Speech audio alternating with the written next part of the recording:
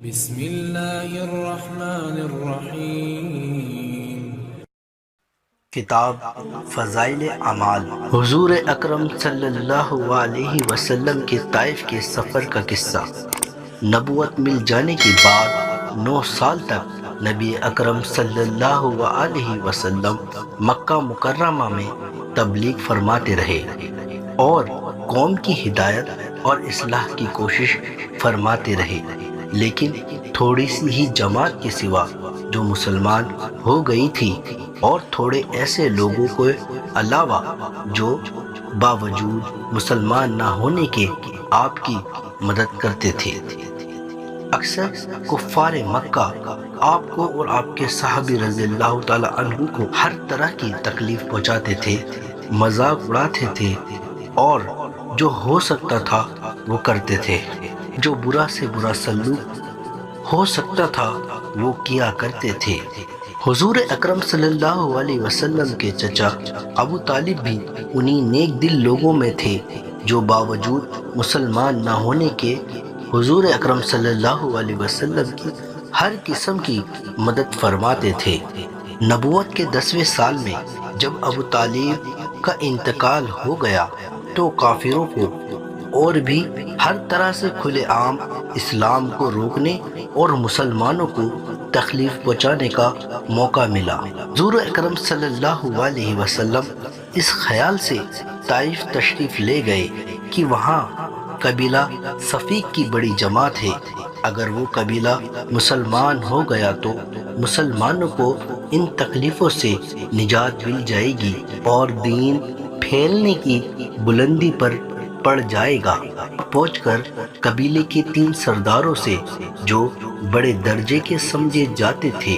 ان سے گفتگو فرمائی اور اللہ کے دین کی طرف بلایا اور اللہ کے رسول یعنی آپ کی مدد کی طرف متوجہ کیا۔ اگر ان لوگوں نے بجائے اس کے کہ دین کی بات کو قبول کرتے یا کم سے کم عرب کی مشہور مہمان نوازی کے لحاظ سے ایک نو ورد مہمان کی خاطر طارت کرنے سے صاف جواب دے دیا اور نہایت بے رخی اور بد اخلاقی سے پیش آئے، لوگوں نے یہ بھی گوارا نہ کیا کہ آپ یہاں قیام فرما لیں۔ جن لوگوں کو سردار سمجھ کر یہ بات کی تھی کہ شریف ہوں گے اور محاوض گفتگو کریں گے، ان میں سے ایک شخص بولا کہ اوہ، آپ کو اللہ نے نبی بنا کر بھیجا ہے۔ دوسرا بولا کہ اللہ کو تمہارے سوا کوئی اور ملتا ہی نہیں تھا کیا جس کو رسول بنا کر بھیجتے۔ تیسرے نے کہا میں تجھ سے بات نہیں کرنا چاہتا اس لیے کہ اگر تو واقعی نبی ہے جیسے کہ دعویٰ ہے تو تیری بات سے انکار کر دینا مصیبت سے خالی نہیں، اگر جھوٹ ہے تو میں ایسے شخص سے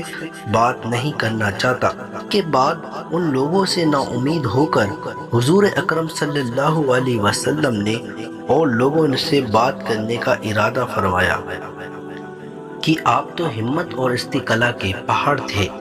مگر کسی نے بھی قبول نہ کیا، بلکہ بجائے قبول کرنے کے حضور صلی اللہ علیہ وسلم سے کہا کہ ہمارے شہر سے فوراً نکل جاؤ اور جہاں تمہاری چاہت کی جگہ ہو وہاں چلے جاؤ۔ حضور اکرم صلی اللہ علیہ وسلم جب ان سے بالکل مایوس ہو کر واپس ہونے لگے تو ان لوگوں نے شہر کے لڑکوں کو پیچھے لگا دیا کہ وہ آپ کا مذاق اڑائیں، تالیاں پیٹیں، پتھر ماریں، حتیٰ کہ آپ کے دونوں جوتوں میں خون جاری ہو گیا۔ حضور اکرم صلی اللہ علیہ وسلم اسی حالت میں واپس ہوئے۔ جب راستے میں ایک جگہ سے ان شریروں سے اطمینان ہوا تو حضور اکرم صلی اللہ علیہ وسلم نے یہ دعا مانگی، اے اللہ تجھ سے شکایت کرتا ہوں میں اپنی کمزوری اور بے بسی کی اور لوگوں میں ذلت و رسوائی کی۔ اے ارحم الراحمین، تو ہی کمزوروں کا رب ہے اور تو ہی میرا پروردگار ہے، تو مجھے کس کے حوالے کرتا ہے؟ کسی اجنبی بیگانے کے جو مجھے دیکھ کر منہ بگاڑتے ہیں اور منہ چڑھاتے ہیں، یا کسی دشمن کے جس کو تو نے مجھ پر قابو دے دیا۔ اے اللہ، اگر تو مجھ سے ناراض نہیں ہے تو مجھے کسی کی بھی پرواہ نہیں، تیری حفاظت مجھے کافی ہے۔ میں تیرے چہرے کے اس نور کے طفیل جس سے تمام اندھیریاں روشن ہو گئیں اور جس سے دنیا کے آخرت کے سارے کام درست ہو جاتے ہیں، اس بات سے پناہ مانگتا ہوں کہ مجھ پر تیرا غصہ ہو یا تو مجھ سے ناراض ہو۔ تیری ناراضگی اس وقت تک دور کرنا ضروری ہے جب تک تو راضی نہ ہو جائے۔ نہ تیرے سوا کوئی طاقت ہے نہ قوت۔ مالک الملک کی شان قہاری کو اس پر جوش آنا ہی تھا کہ حضرت جبریل علیہ السلام نے آ کر سلام کیا اور عرض کیا کہ اللہ تعالیٰ نے آپ کی قوم کی وہ گفتگو جو آپ سے ہوئی سنی اور جوابات سنے، اور ایک فرشتے کو جس کے متعلق پہاڑوں کی خدمت ہے آپ کے پاس بھیجا کہ آپ جو چاہیں اس کو حکم دیں۔ اس کے بعد اس فرشتے نے سلام کیا اور عرض کیا کہ جو ارشاد ہو میں اس کی تعمیل کروں گا۔ اگر ارشاد ہو تو دونوں جانب کے پہاڑوں کو ملا دوں جس سے وہ سب درمیان میں کچل جائیں،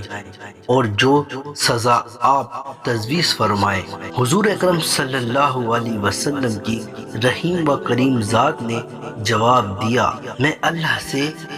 اس کی امید رکھتا ہوں